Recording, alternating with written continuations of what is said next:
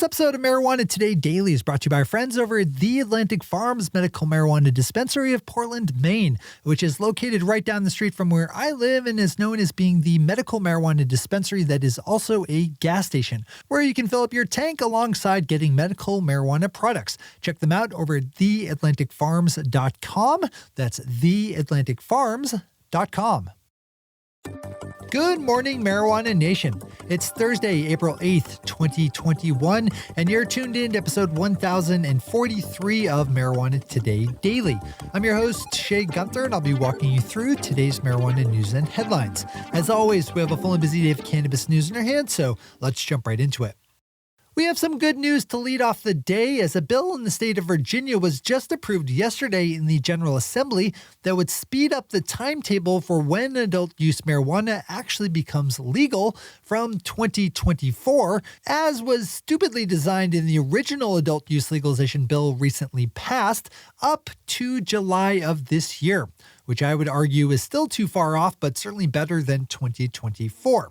That means that police will not have 3 more years to arrest people for having small amounts of marijuana on them, which statistically speaking means that police won't be arresting mostly black and brown people since policing is systemically racist.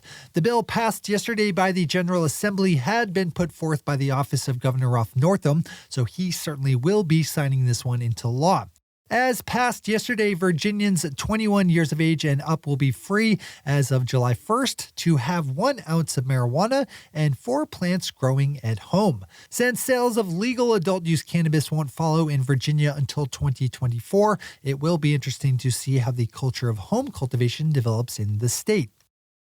Pulling out our news scope a bit to the national frame, or I guess I should say to the international frame here, we have a slimeball Florida man and Republican Congressman Matt Gaetz, a longtime Trump supporter and insurrectionist, being hit with a new accusation following a flurry of headlines over his alleged role as an interstate child sex trafficker. Congressman Gaetz, who has over the last few years gotten more than a handful of headlines in our industry for being supportive of legalization, is apparently also an international sex trafficker, allegedly. CBS News first broke the story that Congressman Gaetz was being investigated by federal authorities for possibly traveling to the Bahamas to party with paid sex workers on the dime of a Florida hand surgeon and medical marijuana entrepreneur.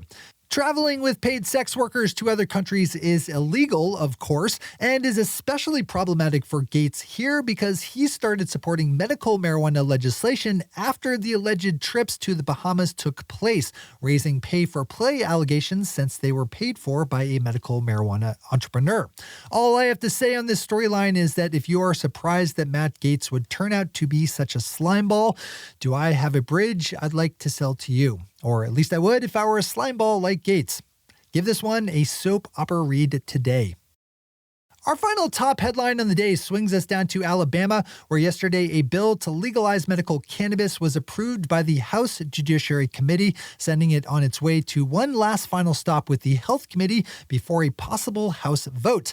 The bill, SB 46, has already been approved by the full Senate and has been amended with a number of changes during its swing through the House. If ultimately signed into law, the legislation would create a limited medical marijuana program devoid of smoking or vaping, with relatively restrictive qualifying conditions and requirements for doctors to become recommending agents. Home grow would not be allowed, and an 11-member commission would be created to oversee the program. Kyle Yeager has a good detailed write-up on this that's worthy of a full dive in. Pop on over to Marijuana Moment for more here. As we always do, we have all the news we cover linked to on our website at mjtodaydaily.com. Those are the top stories for today. It's time for Marijuana Today Daily Headlines Blitz. Before we blitz it in headlines, let's quickly thank our sponsor, the Atlantic Farms Medical Marijuana Dispensary of Portland, Maine, which is located right down the street from where I live and is known as being the medical cannabis dispensary that is also a gas station, where you can fill up your tank alongside getting medical marijuana products. I've known the 4 main partners at the Atlantic Farms for a couple of years now and can attest to the fact that these guys are super solid operators. They've managed to build a world-class operation from scratch, and they have a lot lot of big opportunities that they are working with, but they need some help. If you or someone you know is looking for a good company to get involved with as an investor, then you should be talking to my buddy Ian and his partners over at The Atlantic Farms of Portland, Maine, to hear about all the irons that they have in the fire.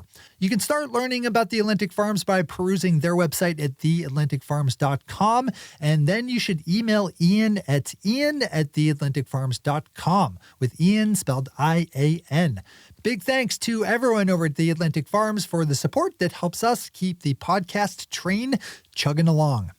All right, time for the Blitz. To Texas we go, where the state legislature is working on a number of cannabis-related bills this week, including measures that would expand decriminalization and the state's medical marijuana program. There are a large number of proposed bills being worked on by lawmakers in 3 Texas House committees, so I'd suggest opening this one up in full to hoover up all the details. The marijuana consumer packaged goods company Plus Products just released its Q4 and full year 2020 numbers for the period ending December 31st. For the fourth quarter, Plus Products saw net revenue of $3.1 million, a gross profit of just under $1 million, and an operating loss of $3.4 million, an improvement over the $8.2 million the company lost in the same period last year. For the full year of 2020, Plus Products had a net revenue of $15.9 million, a gross profit of $5.6 million, and a full year operational loss of $8.3 million. Again, better than the $24.8 million lost in 2019. Florida-based multi-state operator Trulieve is raising just under $200 million in funding via the offering of 5 million shares of stock on the Canadian Securities Exchange.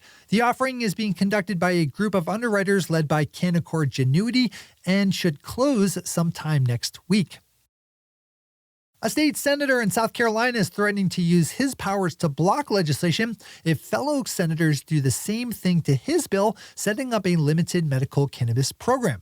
State Senator Tom Davis is the main sponsor of the South Carolina Compassionate Care Act and recently held a press conference at which he said, referring to his legislation, quote, "And if there are still some on the Senate floor that are still in this reefer madness, drug war mentality, and block and stand in the way of this bill, I will exercise my right as a senator to respond in kind to every single other bill on this calendar." Unquote.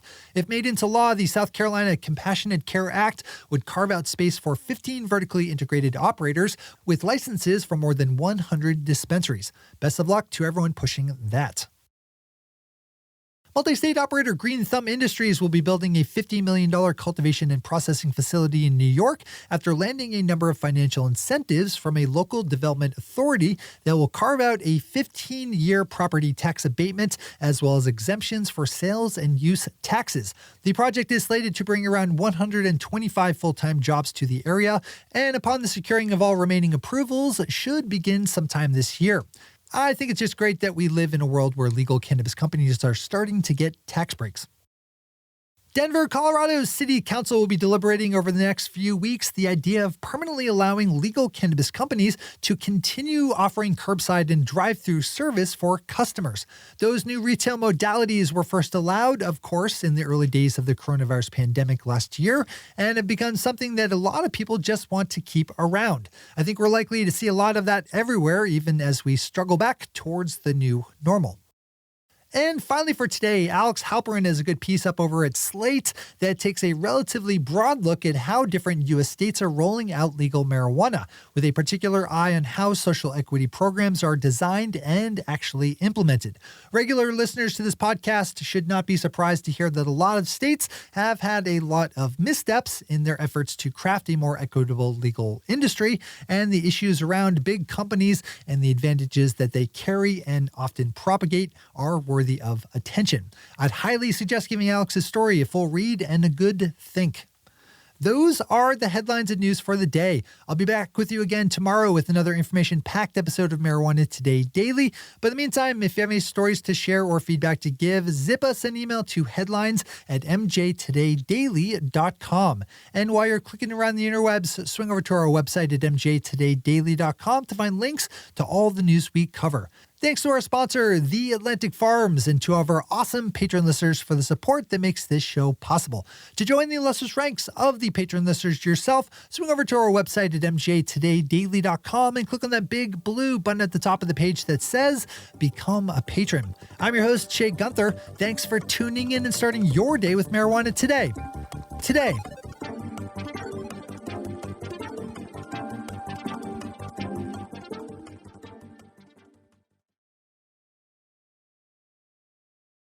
One take, Shay. One take.